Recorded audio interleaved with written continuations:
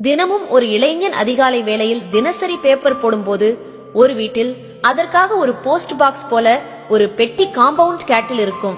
Paper போடும் பையனும் தினமும் அதிலேயே பேப்பர் போட்டு கொண்டு வந்திருந்தான். திடீரென ஒரு நாள் அந்த பெட்டியை காணவில்லை. காலிங் பெல்லை அழுத்தி பார்த்தபோது ஒரு வயோதிகர், 80 வயதிருக்கும், மெதுவாக பெரியவர் வந்து கதவை திறந்தார். இளைஞனும் அவரிடம், வாசலில் இருந்த பாக்ஸ் எங்கே ஐயா என்று கேட்டான். பெரியவரோ, தம்பி, நான் தான் அந்த பெட்டியை நேற்று எடுத்து விட்டேன். நீ தினமும் என்னை அழைத்து பேப்பர் கையிலேயே கொடுத்து விடு என்றார். இளைஞனோ, ஐயா, அது உங்களுக்கும் நேரம் எடுத்துக்கொள்ளும், எனக்கும் நேரம் அதிகம் செலவாகும். காலையிலே பல இடங்களுக்கு சென்று பேப்பர் போடுவதால் இதில் எனக்கு நேரம் கூடுதலாக செலவாகும். ஆகவே நீங்கள் மறுபடியும் அந்த பெட்டியை இருந்த இடத்திலேயே வைத்தால் நன்றாக இருக்கும் என்றான்.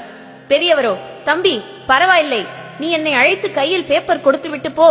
வேண்டுமென்றால் நான் கூடுதலாக 500 ரூபாய் ஒவ்வொரு மாதமும் அதிகம் தருகின்றேன் என்றார். இளைஞனுக்கு ஒன்றும் புரியவில்லை. அவரிடமே காரணத்தை கேட்டான். அதற்கு பெரியவர், தம்பி, சமீபத்தில் என்னுடைய மனைவி காலமாகிவிட்டாள்.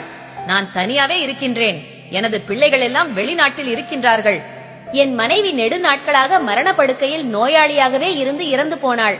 நான் வளர்த்த பிள்ளைகள் எல்லாம் அவள் நோயாக இருந்த போதே கொஞ்சம் கொஞ்சமாக போனில் பேசுவதை நிறுத்திவிட்டார்கள். என் மனைவியின் மரணத்திற்கு கூட யாரும் வரவில்லை.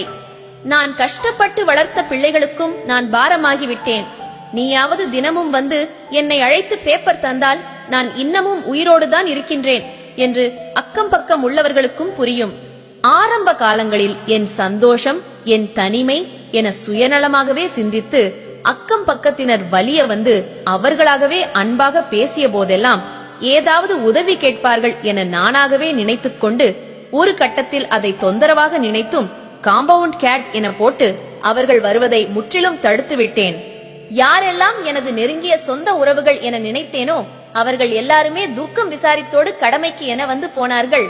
ஆனால் யாரெல்லாம் வரவே கூடாது என நினைத்தேனோ அந்த அக்கம் பக்கத்தினர் தான் என் மனைவியின் இறுதி சடங்கில் இறுதி அடக்கம் வரையில் எந்த பலனும் எதிர்பாராமல் இருந்து உதவினர்.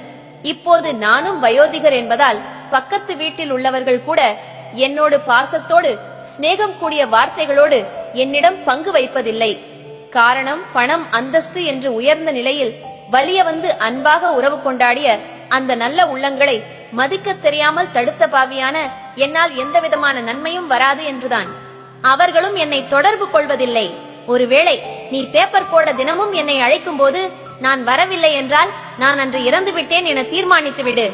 உடனே அக்கம் பக்கம் உள்ளவர்களையும் போலீசிடமும் அழைத்து சொல்லிவிடு.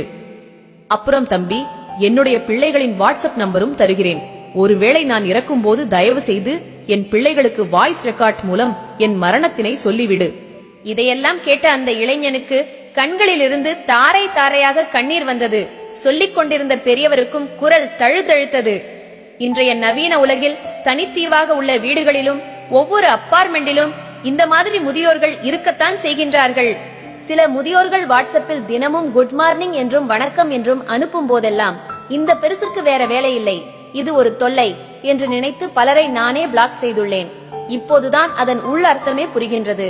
அவர்கள் எல்லாம் தனிமையில் வாடுகின்றவர்கள், அன்பிற்காக இயங்குகின்றவர்கள்.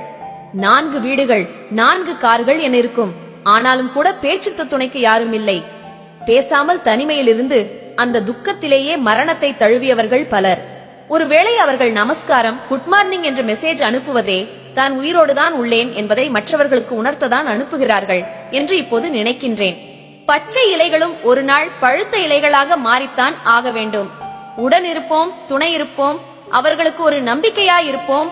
நமக்கும் ஒரு நாள் அந்த நம்பிக்கை கை கொடுக்கும். நண்பர்களே, நான் படித்த, கேட்ட கதைகளை உங்களுடன் பகிர்ந்து கொள்வதில் எனக்கு மிகுந்த மகிழ்ச்சி. உங்களுக்கும் இக்கதைகள் பிடித்திருந்தால் உங்களுடைய நண்பர்களுக்கும் பகிருங்கள்.